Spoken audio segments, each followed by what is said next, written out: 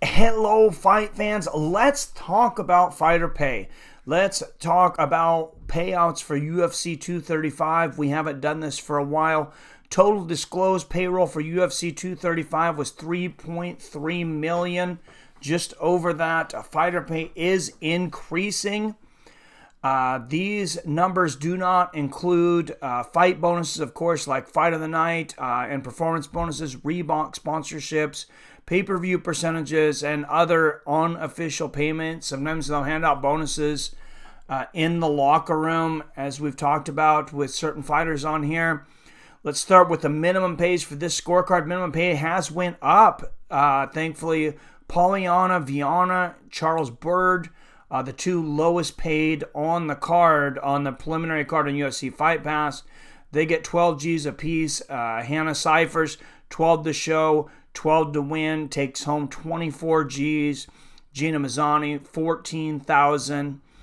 Edmund Shabazian, 13 to show, 13 to win, takes home 26,000. Macy Chiosin, 25 to show, 25 to win, takes home 50 G's. Not bad for being on the preliminary UFC Fight Pass. Diego Sanchez, 99 to show, 99 to win. The original Ultimate Fighter, only one left from Season 1. I kind of thought this might even be a little higher for him, but he takes $198,000, almost 200 G's. Good for him. And that'll buy a small house in some places in the country. Mickey Gall, 30,000 for his efforts. Cody Stamen, 33 G's to show, 33 to win. Alejandro Pedro, 42,000 for showing up. Johnny Walker, in just his third fight, getting paid 45 to show, 45 to win. 90 G's, close to entering the six-figure range there. Misha Serkinov with $63,000 for showing up for the 30 seconds it took to get knocked out. Zabit Magomedsharipov, one of the fastest rising stars in the UFC, with the victory over Jeremy Stevens. 55 to win, 55 to show, 110 G's, breaks the six-figure mark, and then bonuses, of course, on top of that. Reebok and other things. Jeremy Stevens, surprisingly, just $67,000 for his effort. I was surprised to see him so low. Also surprised to see Pedro Munoz not making a little more. He's been a veteran for a little while now. 48 to show, 48 to win. Still takes home almost 100 G's at 96,000.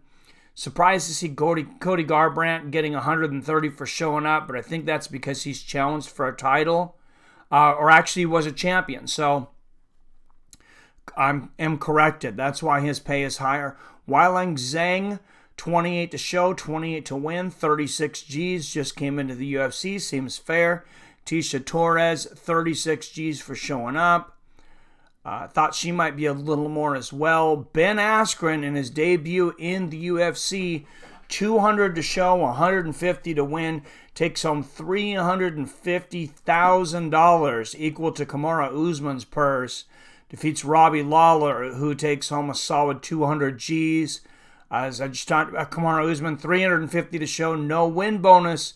But, of course, he is now the champion, and maybe some pay-per-view points. Definitely for Jones and Smith, possibly for the co-main, because this is a title fight. Tyron Woodley takes home a flat 500 G's.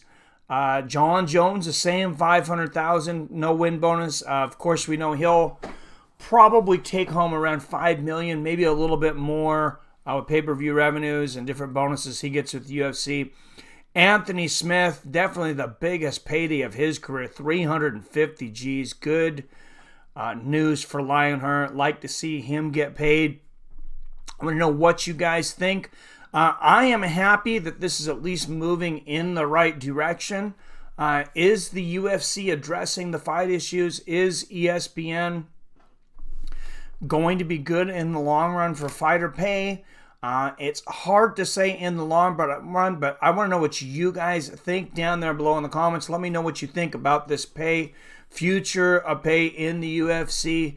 Is the ESPN deal good or bad for the UFC and the fighters? And anything else you want to talk about, let me know down there in the comments down below. As always, I love you, I respect you, and I'll see your fine asses later.